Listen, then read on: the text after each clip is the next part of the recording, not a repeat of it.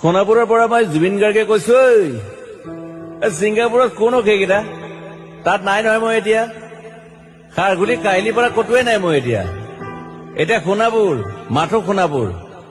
সোণাপুৰে মোৰ শেষ ঘৰ, শেষ মঞ্চ। এতিয়াৰ পৰা গান নাগাওঁ আৰু মই মাথো শুনিম।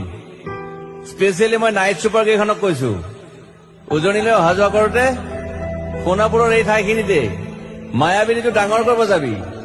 ৰৈ থাকিম উজাগৰি ৰাতিৰ বুকুত।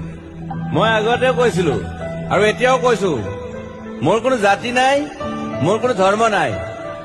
সৰু সজাত দেখুৱাই দিলো কোন হনে তাত ব্ৰাহ্মণ, কলিতা, আলী, ৰহমান, ডেকা, বড়ো, ৰাভা, পূজাৰী আৰু এইটো কি কয় নমাজ পঢ়াই যে মৌলবীও আহিছে সৰু সজালৈ। I love people, I love man. সেইবাবে মুখ্যমন্ত্ৰী হিমন্ত দাকো কৈছো, মই বিৰোধী দলকো কৈছো, লুৰি নকিল সকলোকে কৈছো, পলিটিক্স নকৰিবা বন্ধু। মই সৰু সজাইৰ মানুহৰ অসমখন বিচাৰিছিলো। চাই থাকিম সোণাপুৰৰ পৰা। খেলি মেলি হলে কষ্ট পাম, উভতিও আহিব নোৱাৰিম। যোৰহাটৰ মানুহখিনিয়ে কষ্ট পাইছে বুলি শুনিছো। মোৰো যাবৰ মন আছিল। প্ৰিয় ঠাই, দেউতাৰ ঠাই। উপায় নাই, পলম হলে শৰীৰটোৱে কষ্ট পায়। বাকী গৰিমা আৰু দেউতাই গুৱাহাটীতে থকাটো বিচাৰিলে। একো নাই, গুৱাহাটীলৈ আহিলে মাত দি যাব। সোণাপুৰতে থাকিম। আৰু এটা কথা, যোৰহাটত প্ৰতিমূৰ্তি এটা হব বুলি শুনিছো। গুচি যাম কেতিয়াবা। কেণ্টা কাকো খাতিৰ নকৰো। মায়াবিনী ৰাতি ধুমুহাৰ সতে। মাজুলীবাসীয়ে দুখ নকৰিব দেই।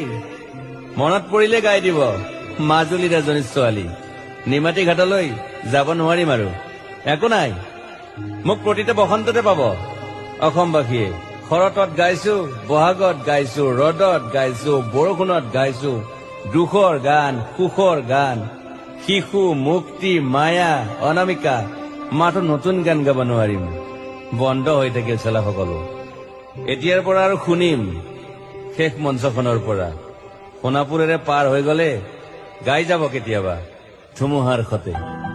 মাজতে সাঁথৰ এটা কওঁ, ছিংগাপুৰত মহন্ত দাই কোৱা মতে নৰ্থ ইষ্ট ফেষ্টিভেল আছিল। মই আগতেও কৈছো, সাগৰ মোৰ প্ৰিয়। সিদ্ধাৰ্থ, শেখৰ, মই একেলগে সাগৰ গলো।